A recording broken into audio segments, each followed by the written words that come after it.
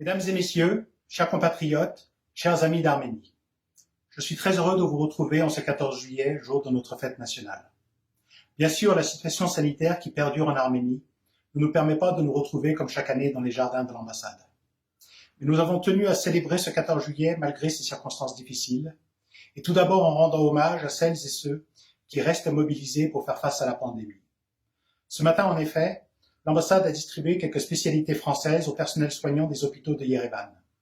Nous avons voulu, par ce geste modeste, témoigner de notre solidarité avec ceux qui luttent depuis des mois contre ce virus et à qui nous sommes reconnaissants d'avoir soigné plusieurs de nos compatriotes et d'avoir accueilli 2 délégations de médecins français au cours des dernières semaines. Je voudrais remercier nos mécènes, Richel et Carrefour, qui ont contribué à cette opération.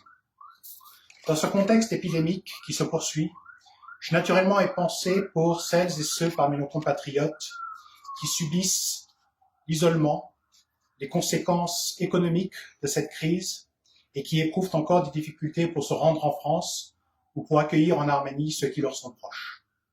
Plus que jamais, je voudrais vous assurer du soutien de l'ambassade et de notre disponibilité. Ambassade qui, je le rappelle, n'a jamais été fermée et a toujours assuré la continuité du service public. Pendant cette période, c'est l'ensemble du dispositif français qui reste mobilisé. Notre université française tout d'abord, qui enregistre cette année un nombre record d'inscriptions. Notre lycée Anatole France, qui a assuré la continuité des enseignements et dont les efforts ont été récompensés, puisque le gouvernement arménien vient de lui octroyer un nouveau bâtiment, et je tiens tout particulièrement à remercier les autorités arméniennes pour cette contribution majeure à la relation bilatérale entre nos deux pays. Nous sommes également en contact très étroit avec nos entreprises, qui ont subi les conséquences de cette crise et que nous accompagnons dans la reprise de leur activité.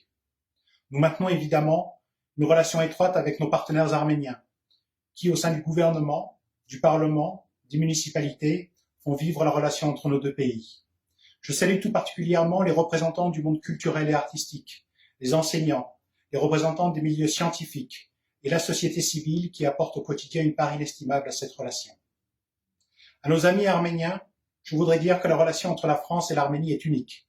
C'est avant tout une relation de cœur. Et croyez bien que nous sommes touchés tous les jours par l'amour que vous portez à la France, à nos valeurs, à notre culture et à notre langue. Je voudrais vous assurer que la France, au Conseil de sécurité des Nations Unies, au sein de l'Union européenne et en tant que coprésidente du groupe de Minsk, se tient aux côtés de l'Arménie et de son peuple. Vive la République, vive la France, vive l'Arménie et vive l'amitié entre nos deux pays.